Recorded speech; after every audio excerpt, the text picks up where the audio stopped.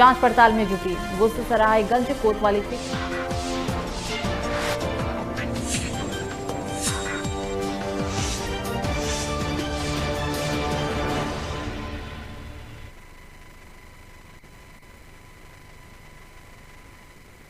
आपके साथ सुरभि राजपूत। सीधे रुख करते हैं खबरों की ओर। त्रिस्तरीय पंचायत चुनाव के उपचुनाव में ताल ठोकने वाले 792 उम्मीदवारों के भाग्य का फैसला अब कुछ ही देर में सबके सामने आ जाएगा। रायबरेली जिला प्रशासन द्वारा ब्लॉक स्तर पर उपचुनाव के वोटों की गिनती की तैयारियां हो रही है। रायबरेली में 2 जिला पंचायत सदस्य, 6 ग्राम पंचायत, 1 बीडीसी सदस्य और 370 ग्राम वार्ड सदस्यों के लिए 332 बूथों पर वोट डाले गए थे। उन वोटों की गिनती के लिए आज ब्लॉक मुख्यालय पर कड़ी सुरक्षा के बीच गिनती की जाएगी।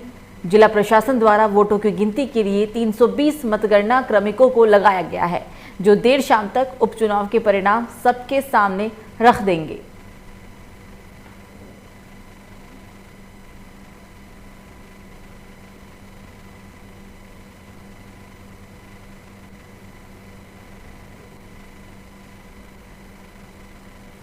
तो खबर अलीगढ़ से, जहां वैक्सीन लगाने के बाद से लोगों के बदन पर स्टील की धातु अपने आप चिपक रही है, जिसको लेकर लोगों के बीच तरह तरह की अफवाहें हैं।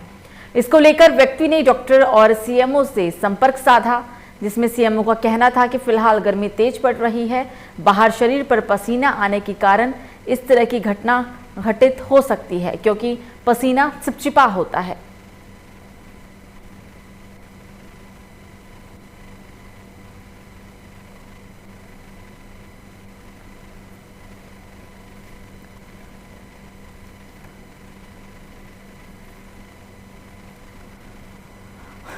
तो अलीगढ़ में भी अब वैक्सीन लगाने के बाद लोगों के शरीर में स्टील की धातु चिपकने का मामला सामने आया है, जिसके बाद इस व्यक्ति ने सीएमओ और डॉक्टर के संपर्क में आए। सीएमओ का कहना था कि फिलहाल गर्मी काफ़ी तेज़ है और बाहर शरीर में काफ़ी पसीना भी आता है, और एक कारण ये भी हो सकता है क्योंकि पसीना चिपचिपा होता है। मैं सीएमओ ऑफिस भानुप्रताप कल्याण जी जो हैं उनके पास गया, तो मैंने उनसे कहा मैं डॉक्टर साहब इस तरह की मुझे प्रॉब्लम है। तो उन्होंने अपने ऑफिस में एसी चालू करके थोड़ी देर बैठा रहा, फिर कहा मुझसे कि अभी आप खड़े हो जाइए। तो खड़े होकर के फिर उन्होंने सिक्के चिपकाए, पेंसिल चिपकाई, वो चम्मच चिपकाई और सामान, और एक पेन जो होती है जो कागज़ में लगाने वाली वो भी चिपकाई, लेकिन कोई चीज़ नहीं चिपकी। तो वैक्सीन से कोई परेशानी नहीं है, लेकिन अब आगे क्या होता है ईश्वर मालिक है। वैसे कोई परेशानी नहीं है, मैं बिल्कुल ठीक हूँ, स्वतंत्र हूँ, और ये वहम है, कुछ नहीं है। पसीना आने पर ही चिपकता है, डॉक्टर साहब ने यही बताया, मैं भी यही कह रहा हूँ, सभी वैक्सीन लगवाएं, वैक्सीन अच्छी बात है, कोई प्रॉब्लम नहीं। इत्तफ़ाक़न मैं भी उस समय न्यूज़ देख रहा था, और उस समय पे जो प्रोग्राम आ रहा था जिसमें वो चम्मचे और सिक्के शरीर पे चिपका के दिखा रहे थे, और वहाँ पे भी जो पैनलिस्ट थे वो कह रहे थे कि ऐसा कुछ नहीं हो सकता, सिर्फ 0.5 ml वैक्सीन से बॉडी के अंदर इतनी मैग्नेटिज्म नहीं आ सकती कि वो जो धातु को चिपका ले। और यहाँ अलीगढ़ में भी एक मामला ऐसा सामने आया था, जिसको मैंने अपने सामने ही यहाँ दिखा दिया है कि अगर बाहर आप रहेंगे, शरीर में पसीना आ रखा है, तो उस पसीना अपने आप में चिपचिपा होता है, तो वहाँ पे चीज़ें चिपक जाती हैं, वो चाहे मेटल हो चाहे नॉन मेटल हो। प्लास्टिक भी चिपका के दिखा सकते हो, उस पर हल्की चीज़ें आराम से चिपक जाएंगी। लेकिन मैंने यहाँ दिखा दिया है कि वो जब उसको पसीना सुखा के हमने दिखाया तो आलपिन भी नहीं चिपकी, जो इतनी हल्की होती है। तो वैक्सीन से ऐसा होना संभव नहीं है, और ये अगर कुछ है तो ये सिर्फ भ्रम है, और वैक्सीन में ऐसी कोई बात नहीं है जिसकी वजह से शरीर के अंदर जो है मैग्नेटिज्म आ जाए। तो ताज नगरी आगरा में खुशी दुबे की रिहाई को लेकर राष्ट्रीय हिंदू परिषद के नेता गोविंद पाराशर भूले सरकार की गाइडलाइन का पालन करना भूल गए। बिना मास्क के, बिना सोशल डिस्टेंसिंग के वो नारा लगाते हुए नजर आए हैं। आपको बता दें कि आगरा में कार्यकर्ता पुलिस ने राष्ट्रीय हिंदू परिषद के कार्यकर्ताओं के ऑफिस में ही जाकर उनसे ज्ञापन लिया, लेकिन पुलिस की मौजूदगी में किसी ने भी चेहरे पर मास्क नहीं लगाया हुआ था, और न ही किसी कार्यकर्ता ने सोशल डिस्टेंसिंग का ही पालन किया था।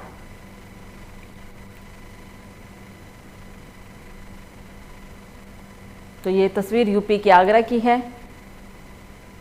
आप तस्वीरों में देख सकते हैं कि जो भी कार्यकर्ता यहाँ मौजूद है, किसी ने भी अपने चेहरे पर मास्क नहीं लगाया हुआ है। और हैरानी की बात तो ये है कि ज्ञापन लेने के लिए खुद पुलिसकर्मी यहां पहुंचे थे। कार्यकर्ताओं के ऑफिस में ही ज्ञापन लिया गया और कोई भी कार्रवाई इन लोगों के खिलाफ नहीं की गई। सोशल डिस्टेंसिंग के भी धज्जियां उड़ाई गई है। पुलिस की मौजूदगी में किसी ने भी अपने चेहरे पर मास्क नहीं लगा रखा था और ना ही सोशल डिस्टेंसिंग का पालन ही किया गया था।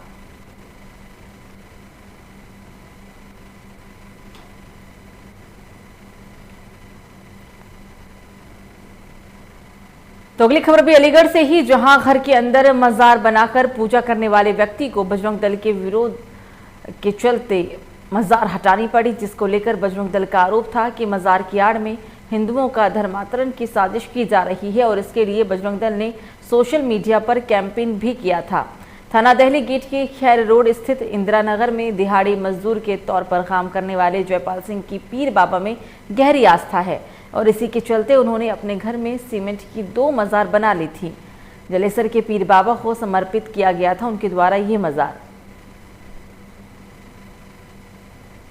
लेकिन बजरंग दल के कार्यकर्ताओं ने उनकी इस मजार को हटा दिया है। घर में मजार बनाया गया था और मजार बनाने के बाद लगातार सोशल मीडिया पर बजरंग दल ने कैंपेन छेड़ दिया था।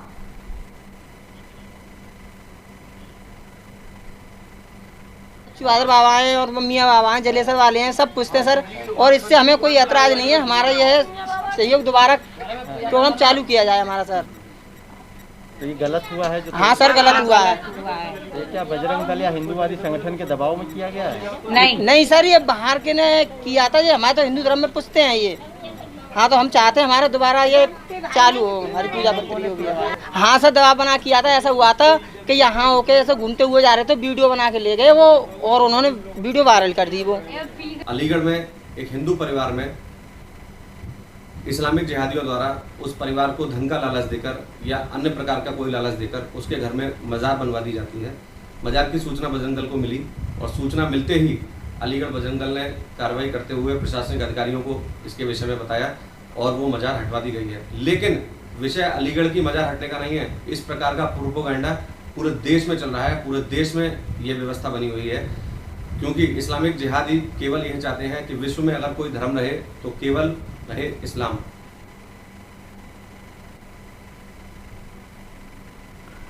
तो खबर एटा से, जहां दबंगों ने प्रधान के मकान और खेत पर कब्जा कर लिया। मौजूदा प्रधान सुषमा देवी का कहना था कि उसने रामवीर नगला कंसी में कुछ समय पहले ही खेत खरीदा था और उसमें 4 दुकानें भी बनाई गई थी। जब मुझे वहां पर खतरा सा महसूस हुआ तो अपने मकान पर फिर से वापस वो आ गए। वहां लोगों द्वारा पता चला है कि मकान पर अवैध रूप से कब्जा कर लिया गया है। पुलिस से शिकायत करने पर दबंगों ने मौके पर पहुंची पुलिस फोर्स को भी नहीं बख्शा और पुलिस के सामने ही फायरिंग शुरू कर दी, जो कि घटना जैथरा पुलिस एसडीएम, और इस घटना में जैथरा पुलिस एसडीएम बाल बाल बचे हैं। पुलिस आई, देखो जो मुंजम है, बाकी घर में पुलिस को कायरा बंद जाने को। हाँ। है? और न मेरे पति है न मेरे लड़का, हम और मेरी लड़कियां घर में थे। अच्छा। तो पुलिस आके मेरा गेट तोड़ने में लग गई एकदम। हाँ। तो मैंने आवाज मारी, भाई मेरा गेट क्यों खटखटा रहे, क्यों तोड़ रहे? अगर जो आप मेरे घर में देखभाल करो चाहते हैं मुंजिम की, तो लेडीज पुलिस लाओ और हमारे घर में घुसो और दराफत कर लो, और अगर मुंजिम निकल आए तो संग जो जी चाहो सो मेरा करो। अब मेरे घर में न पति है न कोई लड़का है, तो मेरे घर में पुलिस को घुसने को कहा ऑर्डर। तो हमने कही अपनी लड़की तुमने की बेटिया आने की वीडियो बनाओ, जो जे पुलिस वाले अपने घर में क्यों बदतमीजी कर घुसे। तो वो पुलिस वाला फोन मतलब छीनने के लिए भागा लड़की का। अच्छा। तो एकदम लड़की ने भाग के और फोन देखो छिपा दिया। तो खबरों में आगे बढ़ेंगे और अब बात करेंगे प्रतापगढ़ की। प्रतापगढ़ में संदिग्ध परिस्थितियों में एबीपी की रिपोर्टर सुलभ श्रीवास्तव की मौत हो गई। लालगंज से मुख्यालय आते समय सड़क हादसे में उनकी जान चली गई है। सुलभ श्रीवास्तव एटीएस के असलाहा फैक्ट्री पर कार्रवाई की खबर करके वापस आ रहे थे, तभी नगर कोतवाली के वाराणसी लखनऊ हाईवे पर सुखपाल नगर के पास सुलभ श्रीवास्तव हादसे का शिकार हो गए। आनन फानन में पीछे से आ रही साथी पत्रकारों ने उन्हें जिला अस्पताल में भर्ती कराया, जहां डॉक्टरों ने उन्हें मृत घोषित कर दिया। सुलभ अपने पीछे पत्नी सहित एक बेटा और एक बेटी छोड़ गए हैं। घटना की जानकारी मिलते ही अस्पताल पर आला अधिकारियों का भी जमावड़ा लग गया। फिलहाल पुलिस इस मामले की छानबीन कर रही है। रोहित सिंह के नंबर पे कॉल आया कि सुलभ का एक्सीडेंट हो गया है भारत भट्टे के पास में। तो हम और रोहित सिंह जो है बिना खाना खाए वहाँ पर सीधा वापस गए जो है भारत भट्टे पर। तो वहाँ पर हम लोगों ने देखा कि ये सुलभ श्रीवास्तव ज़मीन पर लेटे हुए थे। उसके बाद फिर मैंने जो है कई लोगों के पास कॉल किया कि सुलभ को किसी तरीके से हम लोग हॉस्पिटल पहुंचाएं, लेकिन कोई भी मदद करने को तैयार नहीं था। उसके बाद फिर जो है हम लोगों ने किसी तरीके से 108 एम्बुलेंस की व्यवस्था की। मैं सुलभ के साथ जो है सीधा जो है हॉस्पिटल पहुंचा और रास्ते में ही मैंने जो है एडीजी के पास भी फ़ोन किया और उनको पूरी घटना के बारे में जानकारी दी कि इनका एक्सीडेंट हो गया और इनकी स्थिति ख़राब है। और जहां पर अस्पताल पहुंचने के बाद जो है डॉक्टरों ने इनको मृत घोषित किया है।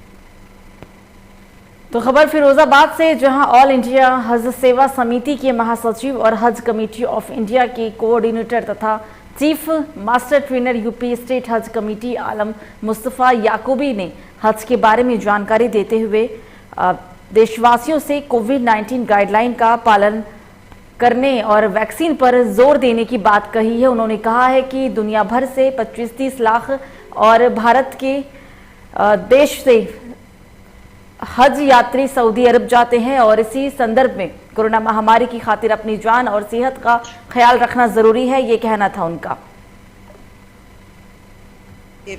पूरे देश से 1.25 लाख हज यात्री हर साल हज करते थे। आज हज कमेटी ऑफ इंडिया की तरफ से पूरे देश में ये ऐलान हो गया कि इस साल भी गत वर्ष की तरह हज यात्रा रद्द हो गई है। सऊदी सरकार ने कल दोपहर 2:30 बजे ये ऐलान किया कि सिर्फ सऊदी में रहने वाले लोगों ही इस साल हज करेंगे। गत वर्ष ये 10,000 लोगों ने हज अदा किया था। इस साल भी कोटा थोड़ा बढ़ाकर 60,000 किया गया है, लेकिन सिर्फ सऊदी सरकार और सऊदी में रहने वाले लोग ही हज अदा करेंगे। खबर सहारनपुर से, कोरोना काल में लॉकडाउन के कारण बंद पड़े 91 सिद्धपीठ में से एक सिद्धपीठ मां शाकुंभरी देवी मंदिर के कपाट आज खोले जाएंगे। श्रद्धालुओं के दर्शनों के लिए मंदिर के कपाट आज खोले जाने वाले हैं। आपको बता दें कि मंदिर व्यवस्थापकों की तरफ से पूरे मंदिर को सैनिटाइज किया गया है और साथ ही मंदिर के व्यवस्थापक ने सभी श्रद्धालुओं को कोविड-19 के तहत ही माता के दर्शन करने का अपील भी किया है।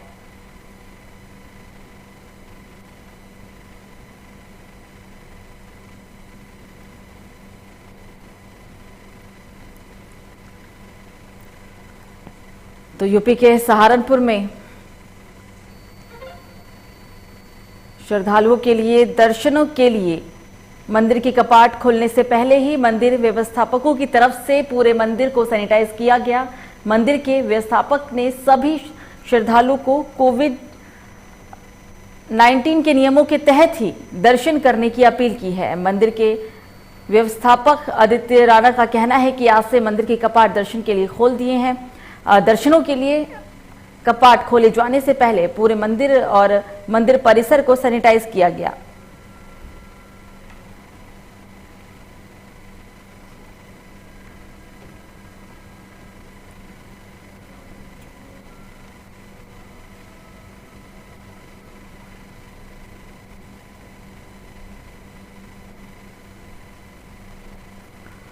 खबर फिरोजाबाद से, जहां नसीरपुर थाना क्षेत्र के अंतर्गत आगरा लखनऊ एक्सप्रेसवे पर अफरा तफरी मच गई। बताया जा रहा है कि बिहार से पंजाब जा रही बस डिवाइडर से संतुलन बिगड़ गया और बस ड्राइवर से डिवाइडर से जा टकराई और इस हादसे में तकरीबन आधा दर्जन से अधिक लोग घायल हो गए हैं, जिन्हें इलाज के लिए जिला अस्पताल के अंदर भर्ती कराया गया है। डॉक्टरों ने घायलों का इलाज करने के बाद सभी को फिरोजाबाद रेफर कर दिया। तेज रफ्तार का कहर देखने को मिला। इस हादसे में आधा दर्जन से ज्यादा लोग घायल हो गए हैं और सभी घायलों को जिला अस्पताल के अंदर भर्ती कराया गया।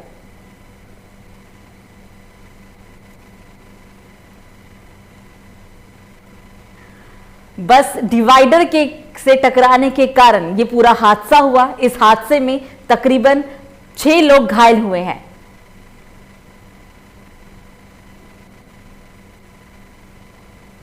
सभी घायलों को जिला अस्पताल के अंदर भर्ती कराया गया। आगरा लखनऊ एक्सप्रेसवे पर यह जोरदार भिड़ंत हुई है। सभी घायलों को इलाज के लिए भर्ती कराया गया।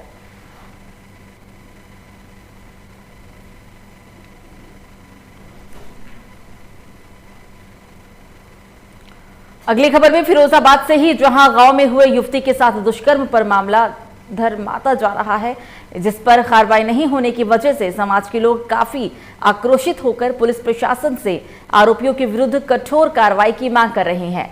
जिलाध्यक्ष नरेंद्रपाल सिंह लल्लू और आजाद समाज पार्टी काशीराम फिरोजाबाद के जिलाध्यक्ष नवनीश कुमार बौद्ध आदि संगठन के लोग सामूहिक दुष्कर्म की पीड़िता के गांव पहुंचे और उन्होंने पीड़िता और उसके परिजनों से मुलाकात की। इस दौरान जिला अध्यक्षों द्वारा पीड़िता के परिजन को मामले में न्याय दिलाने जाने का भी पूरा भरोसा दिया गया। उन्होंने ये भी कहा कि सामूहिक दुष्कर्म के आरोपियों को सजाए दिलाए जाने तक भीम आर्मी पीड़ित परिजनों का साथ देती रहेगी। कल शाम को मेरे को मोबाइल के माध्यम मालूम पड़ा कि सिरसा खास में हमारी एक बहन के साथ में 4 दरिंदों ने रेप करके बुरी तरह उसको घायल किया। उसके बाद मैं आज पीड़ित पक्ष के यहाँ आया हूँ और मैंने थाने में एसओ से बात किया तो एसओ साहब ने मेरे को कहा है कि 3 मुजरिमों को हमने अंदर कर दिया, 1 मुजरिम अभी बाकी है, उस पर भी हम जल्द कार्रवाई करेंगे। सीओ साहब से भी मुझे इस खबर के बारे में जब पता लगा, ये मेरे मामला इस संज्ञान में आया, तो मैं पीड़ित परिवार के घर पर ही मौजूद हूँ। और सबसे बड़ी बात तो ये है, पीड़ित परिवार में अभी डर का माहौल है, भय का माहौल है। मैं प्रशासन से ये दरख्वास्त करना चाहता हूँ, मुझे ये भी पता लगा है कुछ लोग इन पर दबाव बनाने की कोशिश कर रहे हैं, इनको डरा धमका भी रहे हैं।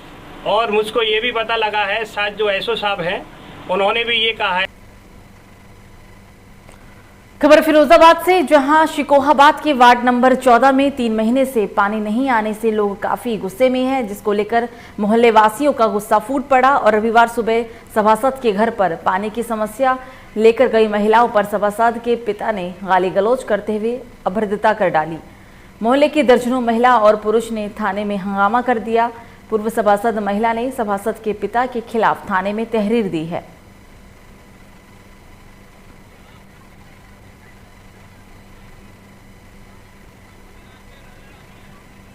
क्या दिक्कत है आप लोगों की? पानी नहीं आ रहा है रेड गली में।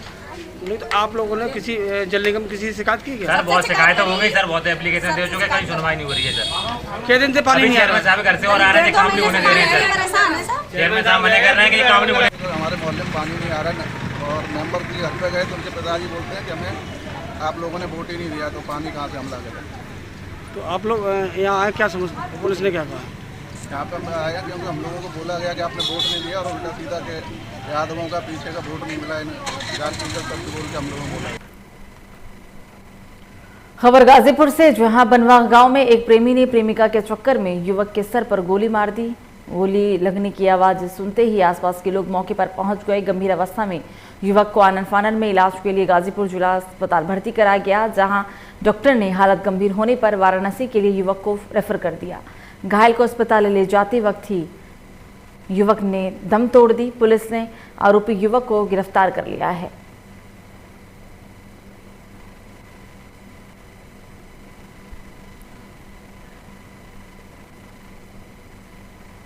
थाना सादात के ग्राम हुरमुशपुर में कल्लू चौहान नामक व्यक्ति को चारपाई पर वह लेटा था।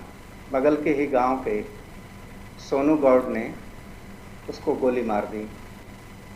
उसे इलाज हेतु सैदपुर भेजा गया, जहां पर उसकी गंभीरता को देखते हुए वाराणसी रिफर किया गया है। सूचना ये मिली है कि वहां इलाज के दौरान उसकी मृत्यु हो गई है। परिजनों की तहरीर पर हत्या का अभियोग दर्ज कर लिया गया है। नामजद जो अभियुक्त है उसको हिरासत में लेकर के विधिक कार्रवाई की जा रही है। खबर गोरखपुर से, जहां वरिष्ठ पुलिस अधीक्षक के निर्देशानुसार अपराध और अपराधियों पर रोक लगाने के लिए थाना प्रभारी रामगढ़ ताल जगत नारायण सिंह ने टॉप 10 अपराधी और हिस्ट्री शीटर को मुठभेड़ के दौरान गिरफ्तार किया। पुलिस को अभियुक्त के पास से 300 बोर का तमंचा और वफादार कारतूस भी बरामद हुआ।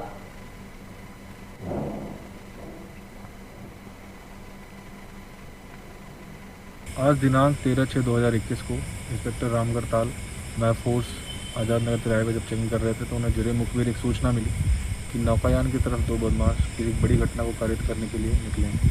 इस पर जब वो अपने फोर्स के साथ इधर आए तो दोनों बदमाशों ने इनको जान लेने की नीयत से फायर किया। इसकी जवाबी कार्रवाई में एक बदमाश के पैर में एक गोली लगी है।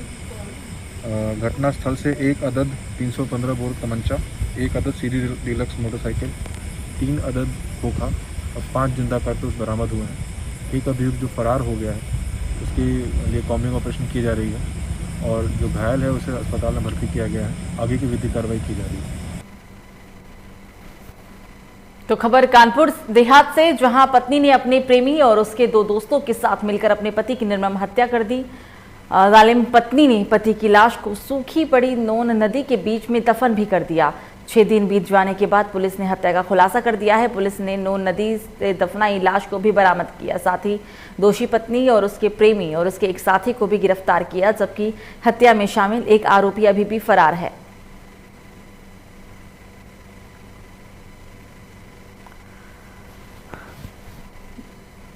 कानपुर देहात से रिश्ते को शर्मसार कर देने वाली पूरी घटना सामने आई है, जहां एक पत्नी ने अपने प्रेमी और उसके एक साथी के साथ मिलकर अपने ही पति की हत्या कर दी।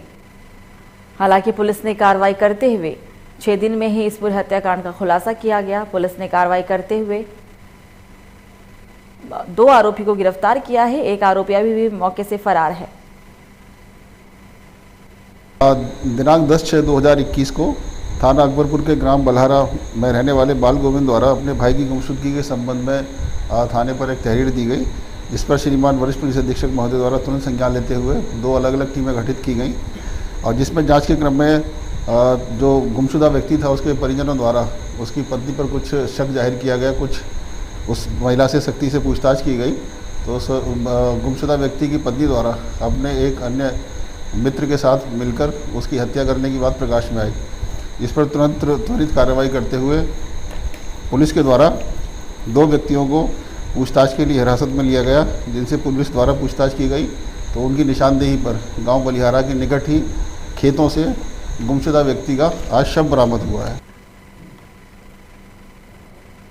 तो दिल्ली वाली गर्लफ्रेंड की चाहत में मेरठ का एक कारोबारी क्रिमिनल बन गया। कारोबारी को अपने ही दोस्त से गर्लफ्रेंड की नजदीकियां नागवार गुजरी, जिसके बाद उसने अपने रईस दोस्त के परिवार से 25 लाख की रंगदारी मांग ली और फिर दोस्त की हत्या की साजिश भी रच डाली। लेकिन मेरठ पुलिस ने क्रिमिनल माइंड कारोबारी के आपराधिक मंसूबों पर पानी फेर कर दिया। मुठभेड़ के बाद 4 आरोपी को पुलिस ने गिरफ्तार कर लिया है।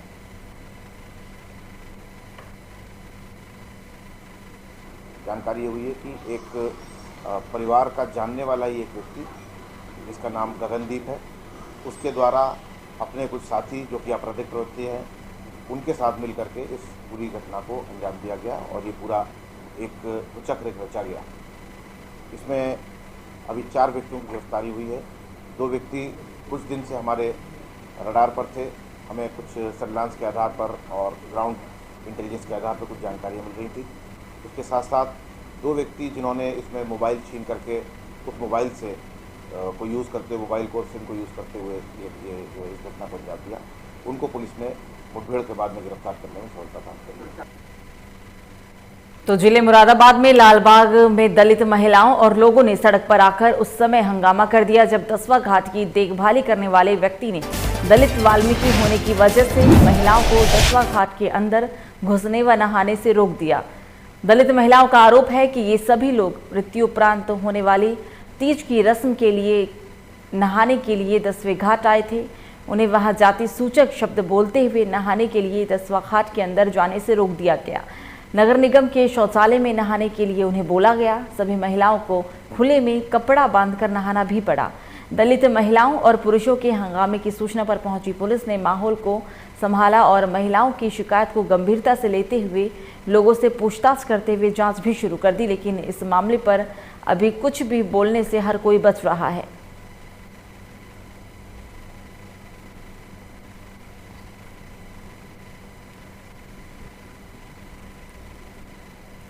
तो मुजफ्फरनगर के चैरथावल थाना प्रभारी को धमकी देने वाले झूठ भैया नेता को पुलिस ने मुठभेड़ के दौरान गिरफ्तार कर लिया है। पुलिस ने नेता के पास एक स्विफ्ट कार, एक तमंचा, एक खोखा और 2 जिंदा कारतूस बरामद किया। आपको बता दें कि जरथावल थाना प्रभारी को धमकी देने का एक ऑडियो सोशल मीडिया पर वायरल हुआ था। ऑडियो में नेता कहते हुए सुनाई दिए गए चरथावल न्यामू गांव से लियाकत नेताजी बोल रहा हूं। कोतवाल साहब, ये कहा गया मेरे ऊपर 10-12 मुकदमे लिखे हुए हैं, आपकी मेहरबानी होगी यदि आप 5-6 मुकदमे और दर्ज कर लो, आपका ये एहसान जिंदगी भर नहीं भूलूंगा। इतना ही नहीं, नेता ने यह भी कहा है कि इंस्पेक्टर मैं तेरी नौकरी खा जाऊंगा, मेरे बारे में पता कर लो, मैं बड़ा नेताजी हूं। ऑडियो वायरल होने के बाद चरथावल थाना प्रभारी महेंद्रपाल सिंह ने छूट भैया नेता की तलाश शुरू कर दी और शाम 4 बजे के करीब चरथावल थाना प्रभारी महेंद्रपाल सिंह को मुखबिर की सूचना पर धमकी देने वाले नेता को गिरफ्तार कर लिया गया। थाना चरथावल में थाना प्रभारी से अभद्र भाषा में बात करने के संबंध में वायरल हुए ऑडियो के संबंध में अवगत कराना है कि संबंधित अपराधी लियाकत को पुलिस के द्वारा गिरफ्तार कर लिया गया है, वो जेल मिलेगा। अगले 7 दिनों में उसके आपराधिक इतिहास को देखते हुए उसके ऊपर गैंगस्टर की कार्रवाई की जाएगी और गैंगस्टर की कार्रवाई के उपरांत धारा 14 गैंगस्टर एक्ट के अंतर्गत अपराधी लियाकत व उसके साथियों व उसके परिवारजनों में जो भी लोग इस आपराधिक गतिविधि में उसके साथ संलिप्त रहे हैं उनकी प्रॉपर्टी की जाँच करेंगे, संबंधित अभियुक्तों की प्रॉपर्टी को सीज किया जाएगा। तो नोएडा के थाना एक्सप्रेसवे क्षेत्र के सेक्टर 135 स्थित एक फार्म हाउस में आज देर शाम एक बार फिर वीकेंड कर्फ्यू के दौरान पार्टी कर रहे 61 युवक युवतियों को पुलिस ने गिरफ्तार किया है। पुलिस ने मौके से विदेशी ब्रांड की महंगी शराब और बियर भी बरामद की। तस्वीरों में दिख रहा है कि शराब की बोतलें और जमीन पर बैठे दिख रहे हैं। इन सभी लोगों को नोएडा थाना एक्सप्रेसवे पुलिस ने हिरासत में ले लिया। पुलिस के आलाधिकारियों ने कहा है कि सेक्टर 35 स्थित एक फार्म हाउस में आज देर शाम वीकेंड कर्फ्यू के दौरान नशापाती चलाने की जानकारी मिली थी। सूचना मिलते ही पुलिस मौके पर पहुंची और मौके से पार्टी कर रहे 61 लोगों को गिरफ्तार कर लिया, जिसमें 16 लड़कियां और 15 लड़के शामिल हैं। पुलिस का ये भी कहना है कि सभी को हिरासत में लेकर पूछताछ की जा रही है और आगे की वैधानिक कार्रवाई भी की जाएगी। फार्म हाउस पे आज सूचना मिली लगभग शाम में 6 बजे। काफ़ी संख्या में लोग वहाँ इकट्ठा होकर के पार्टी कर रहे हैं और वहाँ पे शराब वगैरह भी पी जा रही है। इस पर हम लोगों ने एक्साइज डिपार्टमेंट को साथ में लिया और वहाँ रेड की गई। उसमें 61 लोग वहाँ पे 61 लोग वहाँ मिले, जिसमें कुछ महिलाएं भी शामिल थी। उनके विरुद्ध कार्रवाई की गई है, जिसमें हम लोग 7 लोगों को गिरफ्तार किए हैं जो लोग वहाँ मेन ऑर्गेनाइज़र थे, जिनके द्वारा ये फार्म हाउस रेंट पे दिया गया था। और बाकी जो उसके जो मालिक है फार्म हाउस के, उसके खिलाफ भी कार्रवाई हुई है। तो यूपी के Sambhal Chandauli Moradabad highway road NH 509 पर चंदोसी की ओर से आ रही तेज रफ्तार वैगनार कार ने अकरौली भगत सिंह चौराहा पर टर्न ओवर करते समय चंदौसी की ओर से आ रही 2 युवक बाइक सवार को पीछे से जोरदार टक्कर मार दी। वो कार चालक अकरौली निवासी इकरार हुसैन कार को लेकर फरार होने लगा, लेकिन तभी पीछे से आ रहे राहगीरों ने उसे घेरने का प्रयास किया, लेकिन अपने आप को घिरता देख वो तेज रफ्तार से वहां से कार लेकर भाग निकला। इस हादसे में जमीन पर गिरे बाइक सवार गंभीर रूप से घायल हो गया है, जिसकी सूचना स्थानीय पुलिस और एम्बुलेंस को दी गई, लेकिन एम्बुलेंस देरी से पहुंचने के कारण निजी प्राइवेट वाहन द्वारा सरकारी संयुक्त चिकित्सालय चंदौसी में युवक को भर्ती कराया गया, जहां उसका इलाज जारी है। आपको बता दें कि सहसपुर निवासी मजीद तथा उनका साथी लगालिया गांव में चल रही बाराघर निर्माण से मजदूरी कर वापस लौट रहे थे, तभी तेज रफ्तार कार ने हादसे को अंजाम दे डाला। हालांकि सूचना थाना बठिया छेर पुलिस को दी गई, जहां पुलिस ने बजाय कार संचालक पर कार्रवाई करने के मामले को रफा दफा करने में जुट गई है और दुर्घटना कर फरार हुए वाहन को हिरासत में लेना भी उचित नहीं समझा। क्या नाम है आपका? मेरा नाम इस्लाम है भैया। कहाँ के रहने वाले हैं? मैं चंदौसी का रहने वाला हूँ। ये सड़क हादसा हुआ है किसी का? मेरे सामने हुआ था भैया। जगह कौन सी है ये जगह कौन सी भैया? अकरौली भैया, अकरौली। कैसे हुआ है जानकारी? जानकारी मैं अपनी मोटरसाइकिल लेकर चंदौसी को जा रहा था। ये मतलब 4 व्हीलर उधर से आ रही थी वापसी में। उन्होंने ना इंडिकेटर दिया था, ना ही कोई मतलब सिग्नल था। ये मोटरसाइकिल सीधी आ रही थी, इन्होंने एकदम डायरेक्ट मार दी और ये दोनों को घायल हो गए भाई। किससे हुआ एक्सीडेंट? दुर्घटना स्थल में उन्हें देखना चाहिए, वो देखते हुए भी वैसा अनजान बन के भी भाग रहे थे। मैंने उन्हें दौड़ के पकड़ा था मोटरसाइकिल लेके। क्या गाड़ी थी?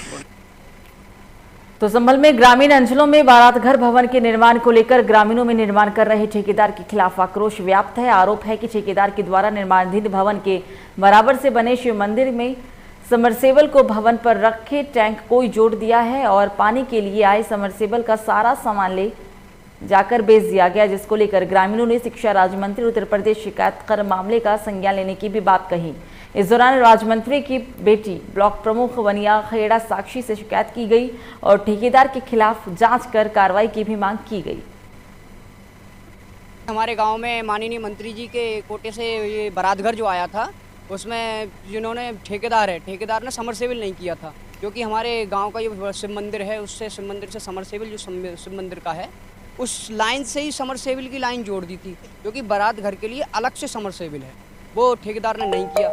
उसको देखते हुए जब हमारे गाँव वालों ने मतलब कमेटी के जो लोग हैं उन्होंने देखा कि ये समरसेबल हमारे शिव मंदिर से जोड़ दिया गया, तो उन्होंने आक्रोश रोष व्यक्त किया। उसके बाद समरसेबल का जो वो था पाइप उसको उखाड़ कर फेंक दिया कि वो अपना समरसेबल कराएं, क्योंकि ठेकेदार अपना जो समरसेबल का सामान था वो सब भरकर ले गए यहाँ से। समरसेबल उन्होंने अपना निजी समरसेबल नहीं किया था। मांग ये है, पहले तो वो अपना समरसेबल कराएं, बारात घर का निजी समरसेबल कराएं। दूसरी चीज़ हो तो बढ़िया सामग्री लगाकर इसका निर्माण कराएं, वरना इसको उखेड़ दें, यहाँ से हटा दें, हमें इस चीज़ की ज़रूरत नहीं है। तो फिलहाल बुलेटिन में मुझे दीजिए इजाजत। लोकमंच न्यूज़ पर खबरों का सिलसिला जारी रहेगा। नमस्कार।